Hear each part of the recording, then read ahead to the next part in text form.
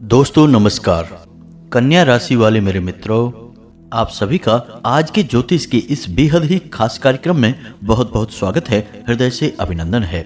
माता रानी आपकी हर मनोकामना पूरी करें, आपके हर कार्य में आपका साथ दें। दोस्तों, कल आपके यहाँ एक बहुत बड़ा शुभ संदेश आने वाला है और यह शुभ संदेश एक दिव्य शक्ति के द्वारा भेजा जा रहा है। जी हाँ दोस्तों, और इस दिव्य संदेश को लाने वाला दिव्य शक्ति का वाहन है कौआ। जी हाँ दोस्तों, तो आपको रहना है सतर्क और पहचानने की कोशिश करना है, जानने की कोशिश करना है कि आपके यहाँ यह संदेश कब आ रहा है और किस प्रकार से यह आपको दिखाई देगा। अब इसमें जानने वाली बात यह है कि आप इस दिव्य संदेश को किस प्रकार से समझ पाते हैं और कौन सी दिव्य शक्ति है जो किसी न किसी प्रकार से आपकी मदद करना चाहती है और उसी ने इस दिव्य संदेश को भेजा है। जी हाँ दोस्तों, वीडियो में जो जानकारी बताई जा रही है वह बेहद ही खास है। आपको इस जानकारी से बहुत बड़े लाभ प्राप्त हो सकते हैं, आपके जीवन में चमत्कारी बदलाव आ सकते हैं। तो बस आपको करना यह है कि इस वीडियो को पूरा देखना है। अब जो भी जानकारी हम आपको बताने जा रहे हैं वह बेहद ही जरूरी है और कुछ ऐसी जरूरी बातें हैं जो समय रहते आपको पता चल जाएं तो आप उनका बड़ा लाभ ले सकते हैं।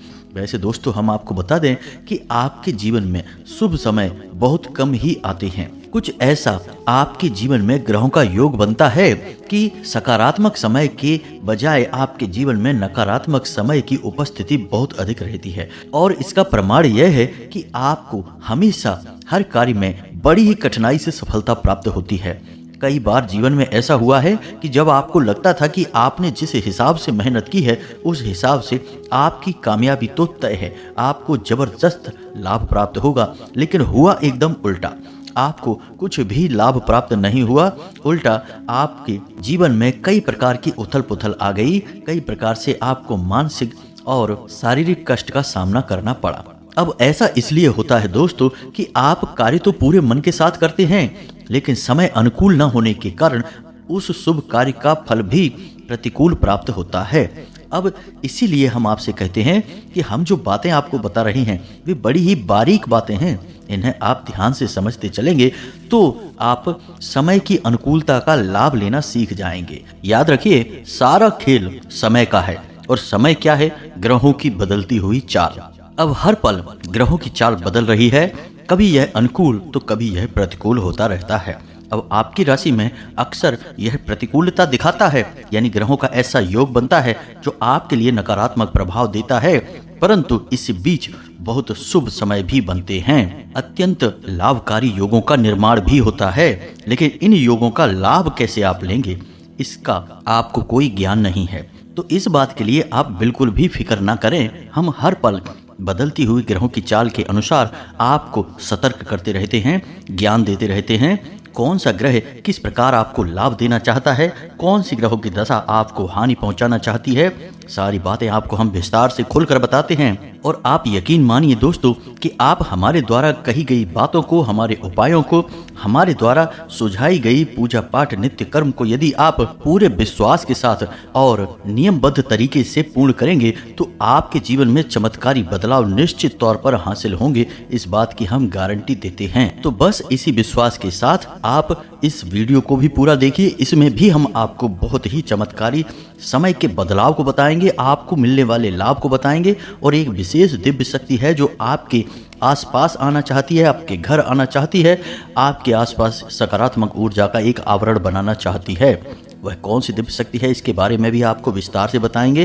तो बस वीडियो को पूरे विश्वास के साथ देखना है, अंत तक देखना है, बिल्कुल भी बीच में से छोड़कर नहीं जाना है, समय निकाल कर देखना है। दोस्तों, महत्वपूर्ण चीज़ें जीवन में बार बार नहीं आती हैं, कभी कभी ही मिलती हैं और इनका लाभ लेना हमें अवश्य आना ही चाहिए। फिर इसके लिए बदले में हमें थोड़ा सा धैर्य भी रखना पड़ता है और समय भी देना पड़ता है।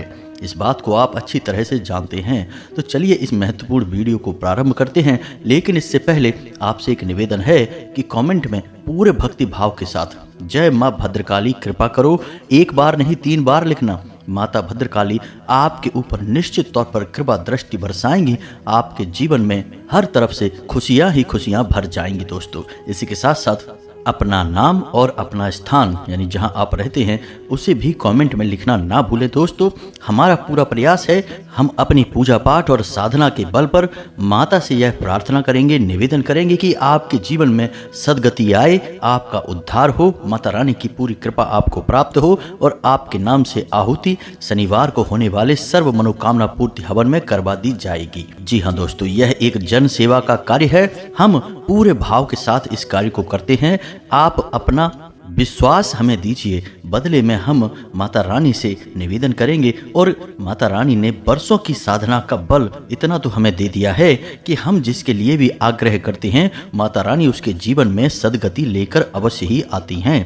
तो बस आपके जीवन में भी आ जाएगी। तो चलिए वीडियो में आगे बढ़ते हैं। आपको बताते हैं कि वैसे तो आपके जीवन में सब कुछ सामान्य चल रहा है, थोड़ी बहुत मानसिक परेशानी पीड़ाएं अवश्य सता रही हैं आपको। रिश्तों में अभी हाल ही में किसी प्रकार की खींचतान हुई है, यानी छोटे मोटे झगड़े हुए हैं जिसकी वजह से आपके मन में थोड़ा सा खिन्नता का भाव है, नकारात्मक भाव है।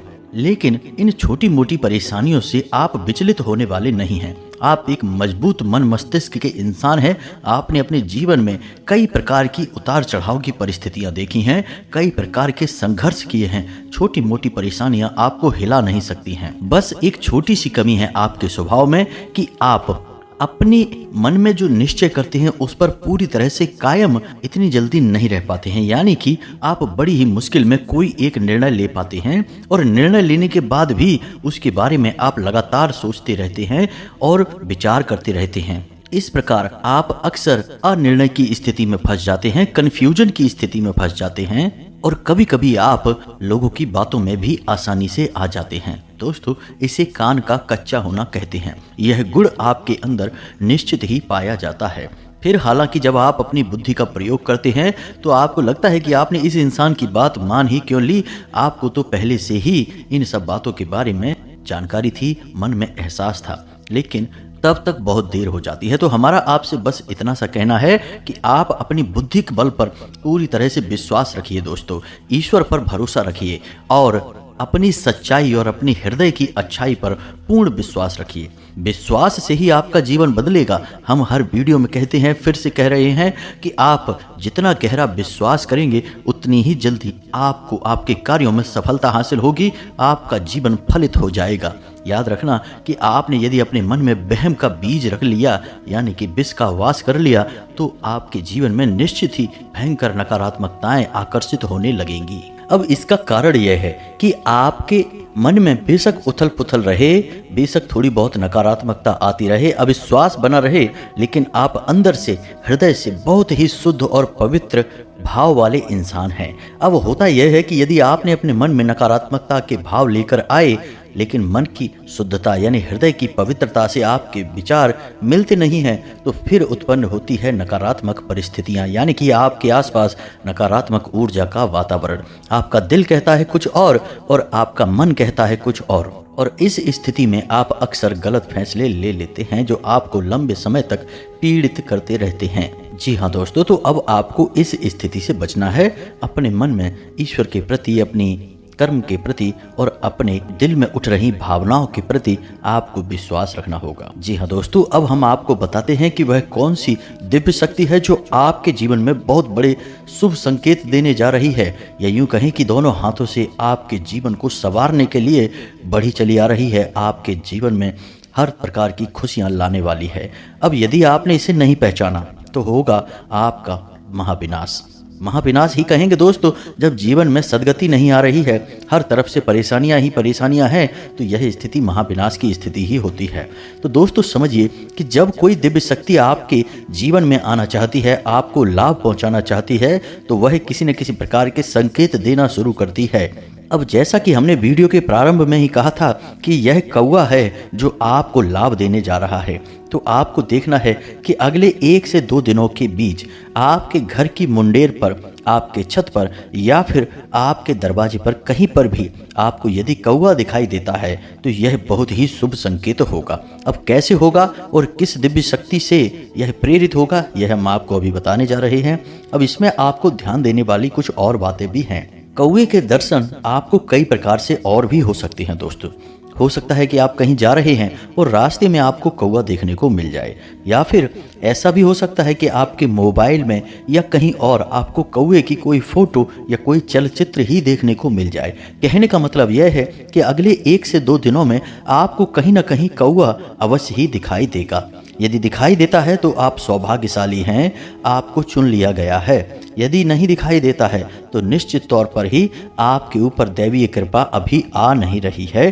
कहीं ना कहीं आपको किसी न किसी प्रकार की नकारात्मकता ने घेर रखा है, जिसका उपचार आपको करना है, अन्यथा वही होगा जिसकी आपने कभी कल्पना भी नहीं की होगी। यानी कि हर एक शुभ कार्य का अशुभ परिणाम प्राप्त होता रहेगा। आप सोचेंगे कुछ और, होगा कुछ और ही। तो अब ध्यान से सुनिए।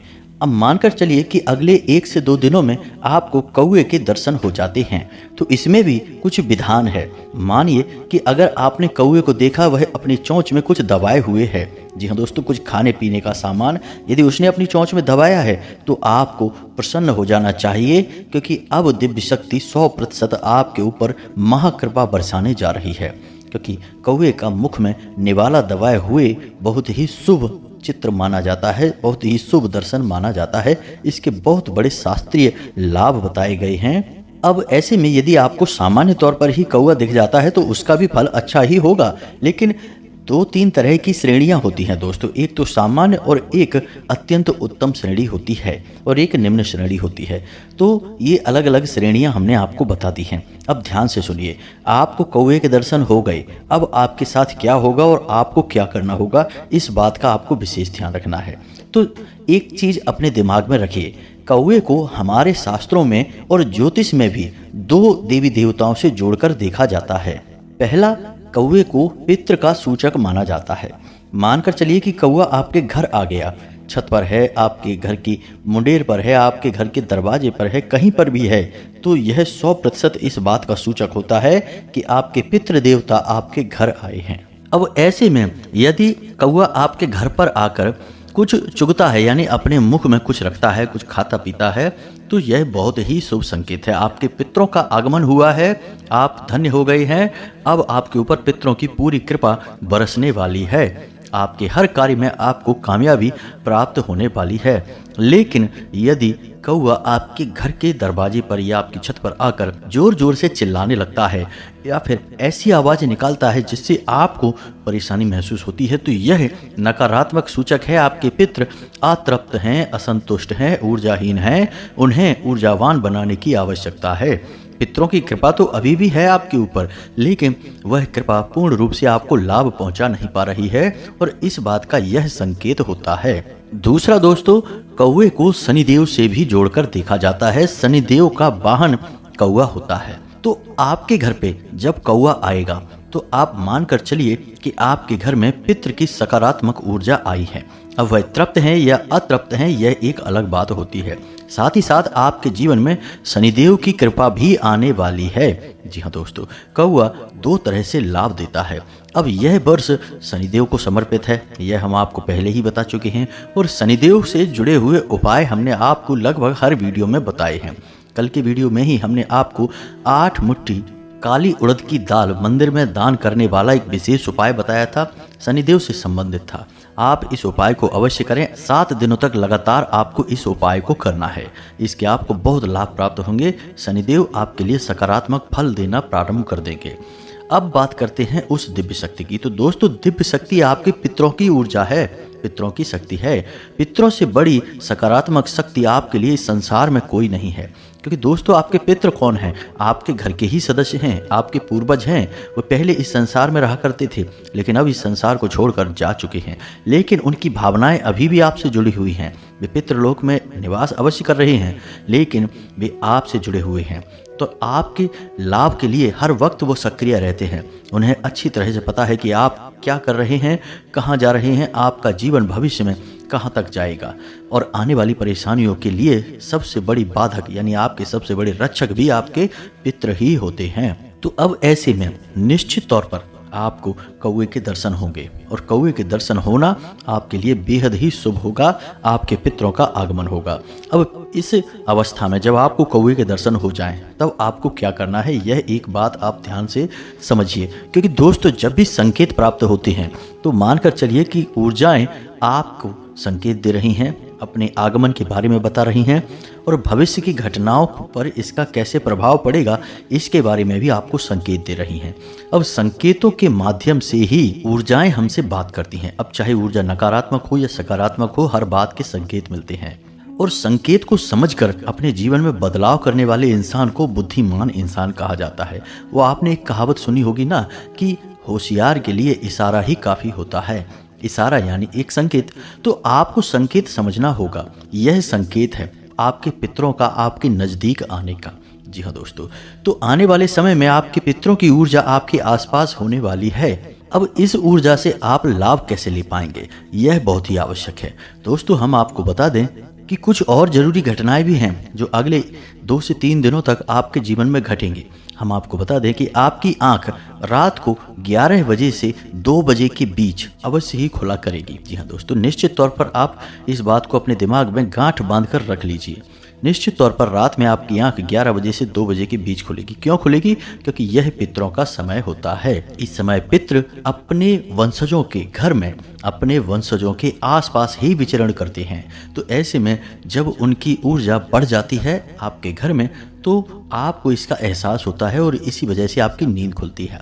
ऐसा भी होगा दोस्तों कि आपको अपने मरे हुए पुरखे पूर्वज निश्चित तौर पर अपने सपने में दिखाई देंगे। आप विचार करके सोएं या ना सोएं, लेकिन सपने में आपको कोई ना कोई अपना पितृ पूर्वज, मरे हुए पुरखा पूर्वज आपको दिखाई देंगे। एक और खास बात हम आपको बता दें कि ऐसे में आपको यानी अगले 1 से 2 दिनों में ही आपको कुछ ऐसे योग बनेंगे जिसमें कि कोई एक भूखा इंसान यानी भिखारी आपसे भोजन मांगेगा या भोजन के लिए पैसे मांगेगा, या एक ऐसा अवसर बनेगा जब आप किसी को भोजन करा सकते हैं।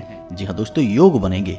तो उस योग का आपको लाभ लेना है। उसे अवश्य ही भोजन कराएं, उसे पूरी तरह से संतुष्ट करें, तृप्त करें। ये पितरों का हमसे बात करने का तरीका होता है। अब पितृ कोई इंसान तो है नहीं जो सामने आकर हमसे सीधे कुछ बात करेंगे, कोई सवाल जवाब करेंगे। वे तो ऊर्जाएं हैं और ऊर्जाएं सांकेतिक भाषा में ही बातें करती हैं। तो ये संकेत है, इनको आपको समझना है। अब कुछ जरूरी कार्य हैं जो आपको करने होंगे।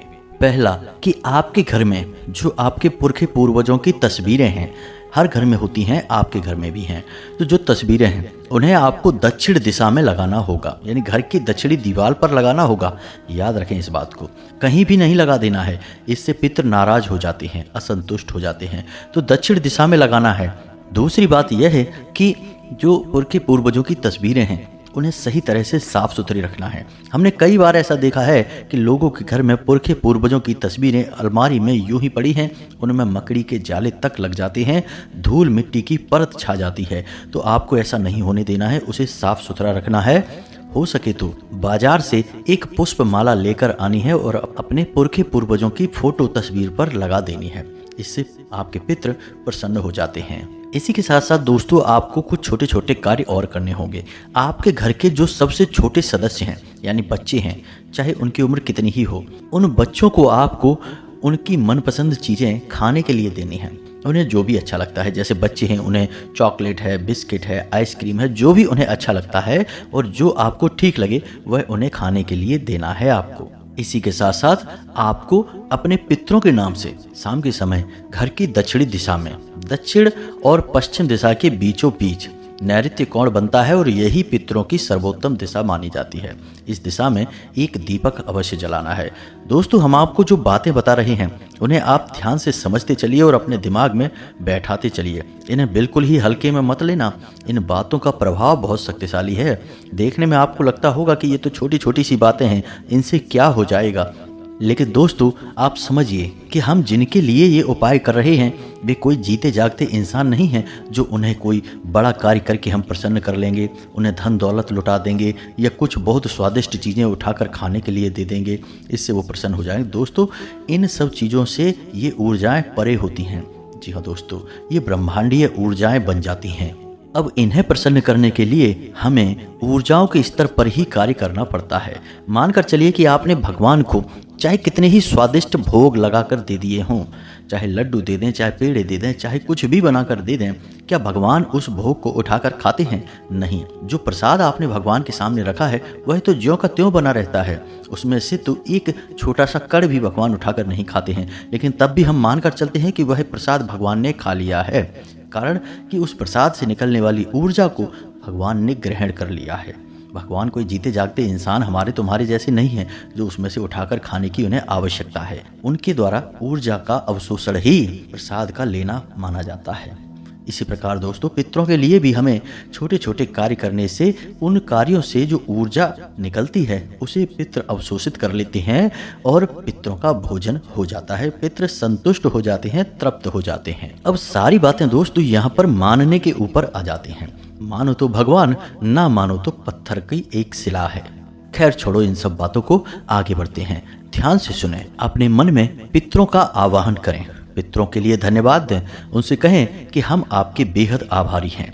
हमारे जीवन में जो भी कुछ है सब आपकी देन है और आपकी कृपा से ही हम धीरे धीरे समृद्ध हो रहे हैं, आगे बढ़ रहे हैं। ऐसा बोलने से आभार प्रकट होता है और आभार प्रकट करने से ऊर्जाएं बेहद प्रसन्न होती हैं, क्योंकि दोस्तों आभार ही वह सर्वोत्तम भाव है जो ईश्वर को भी बेहद प्रिय है, ब्रह्मांड को बेहद प्रिय है और पितरों को भी बेहद प्रिय है। तो आभार व्यक्त करना, धन्यवाद देना बिल्कुल भी ना भूलें। इसी के साथ साथ घर की महिलाएं जब भोजन बनाएं तो पहली रोटी गाय के लिए निकालें और आखिरी रोटी कुत्ते के लिए निकालें। ये 2 कार्य और करने हैं। याद रखें कि गाय के लिए जो रोटी निकाल ली है उसमें थोड़ी सी हल्दी अवश्य मिला दें। इससे होगा यह है कि आपके घर में माता लक्ष्मी का भी आगमन होगा और दरिद्रता बाहर निकलती है। अब दोस्तों, गाय और कुत्ता पितरों का सूचक है। अब आपने गाय को हल्दी मिली हुई रोटी खिला दी तो इससे आपके पितरों के पास यह संदेश पहुंचेगा, यह सूचना पहुंचेगी कि आपको धन लक्ष्मी की आवश्यकता है। तो आपके पितर माता लक्ष्मी से आग्रह करेंगे और माता लक्ष्मी आपके घर में प्रवेश कर जाएंगी। जी हाँ दोस्तों, विधान तो यही है, वैदिक मान्यताएं यही कहती हैं कि ऊर्जाएं इसी प्रकार कार्य करती हैं। आपके द्वारा किए गए छोटे छोटे प्रयास ऊर्जाओं को अति प्रिय होते हैं, अति प्रसन्न होती हैं ऊर्जाएं, फिर आपको वो सब कुछ देती हैं जिसकी आपको हमेशा से कामना रही है। अब इन सब कार्यों को आपको पूरे भाव के साथ करना है। इन कार्यों में आप थोड़ी बहुत ऊंच नीच भी कर सकते हैं, कुछ भूल गए तो कोई बात नहीं, लेकिन आभार व्यक्त करना बिल्कुल भी ना भूलें, यानी कि धन्यवाद अवश्य दें। इस बात के लिए सिर्फ कुछ मिनट की आवश्यकता है, कुछ सेकंड की आवश्यकता है और आपके मन के भाव की आवश्यकता है। इसमें कुछ भी नहीं लगेगा, लेकिन इसका प्रभाव बहुत अधिक होगा। उम्मीद है कि जो बातें हमने आपको बताई हैं वो आपको समझ में आ गई होंगी। इन बातों का आप पूरा लाभ भी ले पाएंगे। अब यदि कोई प्रश्न आपके मन में उठता है तो आप कमेंट करके पूछें, हम आपके प्रश्नों के जवाब देने की पूरी कोशिश करेंगे। इसी के साथ साथ दोस्तों, आज के इस वीडियो को विराम देते हैं। कमेंट में पूरे भक्ति भाव के साथ जय माँ भद्रकाली लिखना ना भूलें, जय पितृ देवता लिखना ना भूलें। माता भद्रकाली और पितृ देवता आपके जीवन में खुशियां ही खुशियां भर देंगे और आपकी हर मनोकामना पूरी करेंगे। मिलते हैं अगले ज्ञानवर्धक वीडियो में, तब तक के लिए धन्यवाद। जय माता की।